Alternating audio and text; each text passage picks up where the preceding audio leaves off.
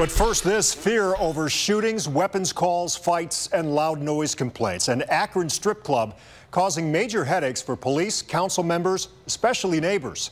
But as News 5's Bob Jones shows us only on News 5, city leaders are now trying to close down that club by stripping its liquor license. Watch this surveillance video from Arlington Street, July 7th around 2:30 a.m. In the upper right, a man falls to the ground after being shot. You see flashes from the gun, and the gunman, wearing red, run away. There's no sense of complete safety when you're walking out of these doors late at night. Akron police believe the incident started with customers from Clutch Gentlemen's Club fighting, and it spilled into the parking lot of Shooter's Pub next door, where the victim was shot. He survived and is now out of the hospital. The gunman remains on the loose. Bullets shattered several windows at the pub, which luckily was closed.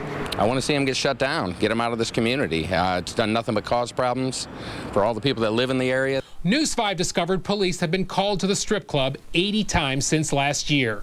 It's pretty bad. It's pretty bad. Cases include reports of shootings and assaults, weapons calls, and loud noise complaints. How many chances do we give them before we end up with a body?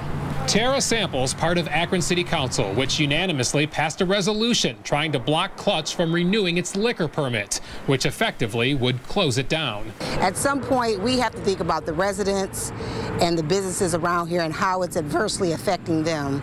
The Division of Liquor Control will schedule a hearing. A decision on the strip club's permit would likely come weeks later. Akron's prosecutor told News 5 she put the club and property owners on notice, telling them if things don't improve, the city has a second option, getting a court order to padlock it as a nuisance property. News 5 contacted Clutch's owner, who said no comment, but workers from the next door pub are not staying quiet. They're boarded up windows, a reminder of one shooting, and they fear it could happen again. It's insecure. Obviously, we have ladies that work here as well as me. Nobody's comfortable with having that. Nobody wants to have their back to a window that could be shot out at any point in time. In Akron, Bob Jones, News 5.